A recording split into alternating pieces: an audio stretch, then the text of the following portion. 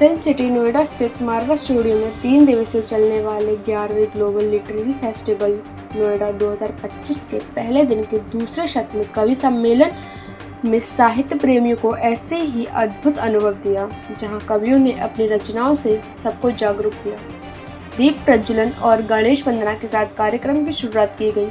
इसी दौरान कार्यक्रम में doctor Sandeep Marwah, festival president and chancellor AAFT university of media and arts, Nisha Bhargava, प्रसिद्ध कवित्री प्रतिभा जौहरी, प्रसिद्ध कवित्री एंड लेखिका सुशील भारती, फेस्टिवल डायरेक्टर उपस्थित रहे।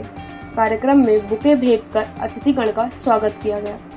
डॉक्टर संदीप मारवा ने कहा, कवि सम्मेलन सिर्फ शब्दों का मेल नहीं, ये भावनाओं और विचारों का संगम है। कविता वह शक्ति है जो दिलों को जोड़ती है, सोच को गहराई देती है और समाज को दिशा प्रदान करती है। वहाँ मौजूदा अतिथिगण ने भी कविताओं के माध्यम से अपने विचारों को साझा किया।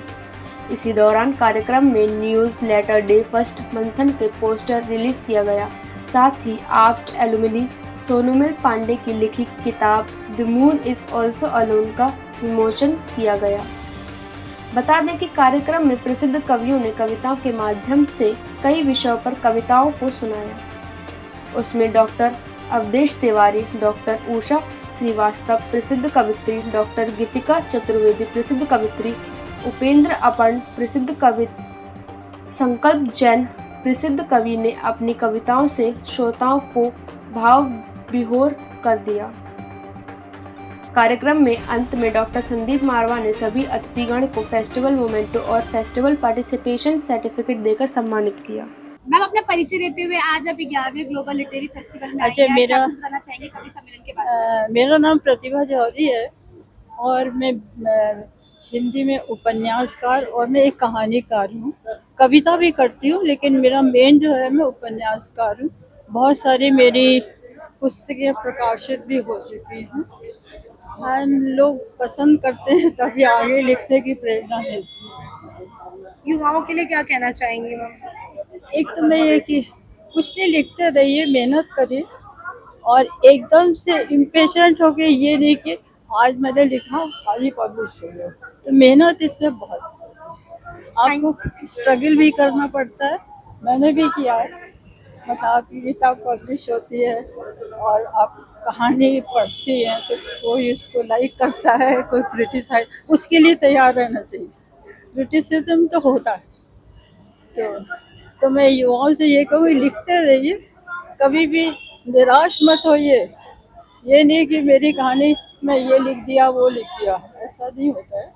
आप निराश मत होइए, लिखते रहिए। मैं कवि संकल्प जैन गाजियाबाद से, और मैं एएफटी की पूरी टीम को, संदीप मारवा जी को बहुत आभार उनका व्यक्त करता हूँ। इतना शानदार कार्यक्रम, इतनी जानदार व्यवस्था और क्या शानदार बच्चों ने सुना है। तो मुझे लगता है कि देश का भविष्य जो है सही हाथों में है और सही दिशा में जा रहा है। रास्तों की दिलकशी अपनी जगह, चलने वालों की भी मर्जी चाहिए। यूं तो महफिल में हम पढ़ते रहे, सुनने वालों की भी मर्जी चाहिए। लाख आंसू इश्क भी रोए तो क्या, आसमानों की भी मर्जी चाहिए।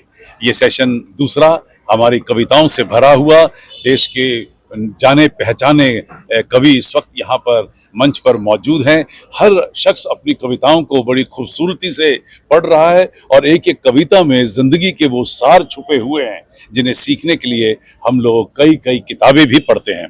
यही फायदा होता है कविताओं का, जहाँ प्रोस जो है, जहाँ पे शब्द कई कई पेज पढ़ने के बाद भी समझ नहीं आती, वहीं कविताओं की दो चंद लाइनें जो हैं वो जिंदगी के सार को समझा देती हैं कि बुरा जो ढूंढन मैं गया, बुरा न मिला कोई, जो मन खोजा आपना, मुझसा बुरा न कोई।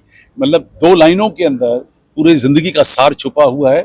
यही यहाँ पर आज के इस 11वें ग्लोबल लिटरेरी फेस्टिवल नोएडा 2025 के इस दूसरे सत्र में कविताओं का ये जो भरमार छाया हुआ है, और लोग हंस रहे हैं, लोग रो रहे हैं, लोग स्तब्ध रह गए हैं, लोग हैरान हैं। ये सारी चीज़ें कविता के जरिए बेहतरीन और बड़े खूबसूरत तरीके से आम जनता तक पहुंचाई जा सकती है।